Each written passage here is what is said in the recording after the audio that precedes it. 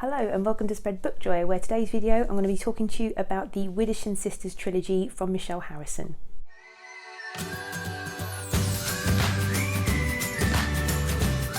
If you're new to the channel, I'm Jack, a qualified primary school teacher who recommends great books for kids for home or school. So if you're a teacher, if you're a parent, you'll find some really excellent recommendations on my channel. So normally at the end of a month and the beginning of a new month, I'd be doing a wrap up of middle grade, but it's been a slow reading month for me in February. I've read 2 middle grade books.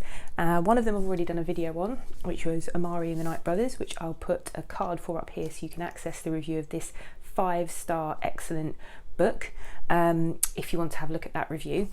But the other book that I read was A Tangle of Spells, which is the 3rd book in Michelle Harrison's Widdershins Sisters adventures. So I think she's calling them the A Pinch of Magic adventures now, but I thought then why not do a video on all 3 books. So she's got 3 books out now, and I think it was originally intended to be a trilogy, but she's actually started writing book 4, which I'm really over the moon about because it's a fantastic series. Book 1 is called A Pinch of Magic, and I just want to talk about the illustrations to start with. So the illustrations are by a woman called Melissa Castrillon, who's an amazing author and illustrator in her own right.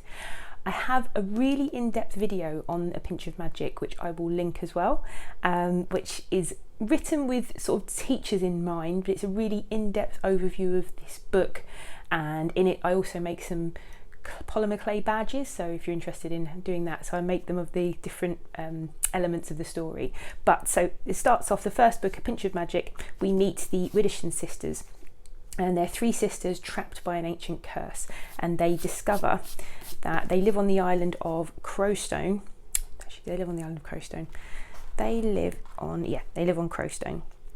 So they live in the Poacher's Pocket Inn on the island of Crowstone with their grandmother, and they've always lived there, and it's a really atmospheric, dank kind of place. It's really misty and marshy, it's full of crows, and it's just kind of get the impression it's not a very pleasant place. And they live in the Poacher's Pocket Inn with their grandmother, and we discover that their father is actually in prison. So Betty, who's the middle sister, there's 3 sisters. There's Fliss, who's the oldest, and she's very sweet, really beautiful, and really good natured.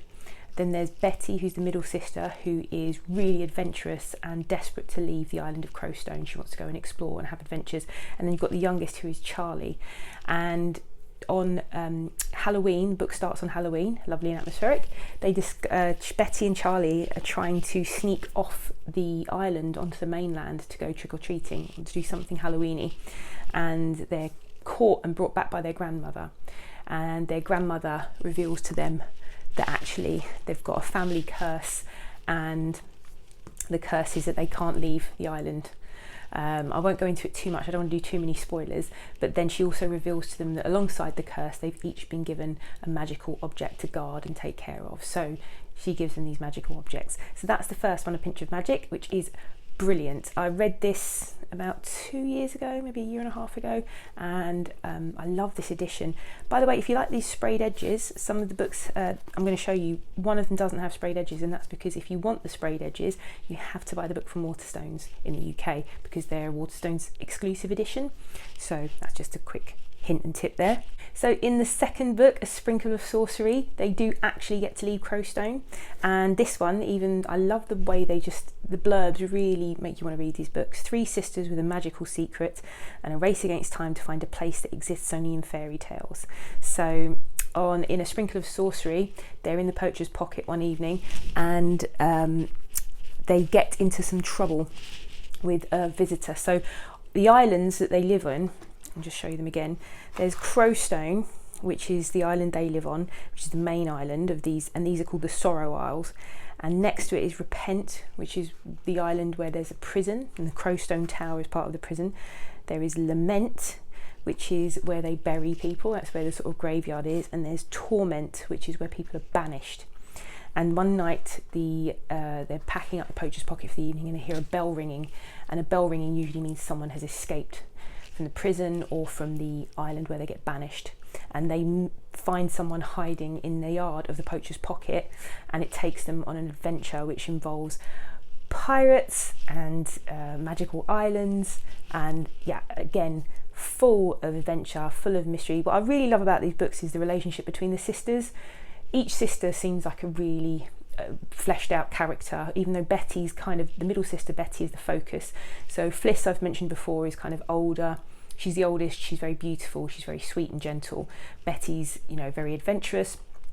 And Charlie, who's the 6-year-old, is just absolutely adores animals, and she's constantly hungry and eating all the time.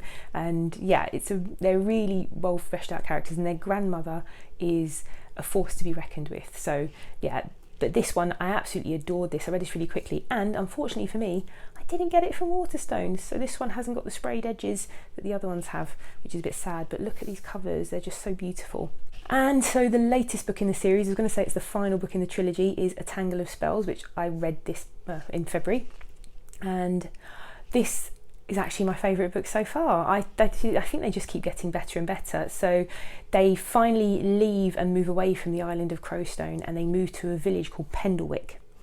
And a dangerous spell is cast over an unsuspecting village. An enchanted painting locked away in a secret room, a desperate race to reverse the spell before it's too late. So they move to this village called Pendlewick, and it seems like a perfect, picture perfect country village, but all is not as it seems, and some really creepy things happen there, which they're told that the village has had lots of witches living there in the past, and then some strange things start to happen that have happened in the past there, odd goings on, really kind of sinister and eldritch things start happening to the family, and they discover that actually maybe they start to think, well, maybe the witches aren't gone after all, and it sets them yet again on another adventure.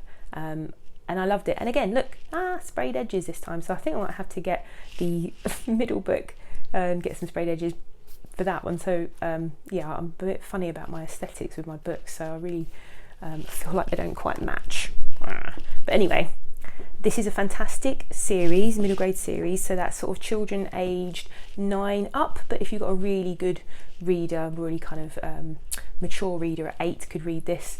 I think teenagers would love them. I particularly loved them. Everyone I've recommended to has loved them. So Michelle Harrison is a fantastic author who actually uses she creates a lot of really good, her world building is really secure and really good. You don't feel like at any point that there's nothing in the story that doesn't deserve to be there, and it adds to the plot and it adds to the atmosphere.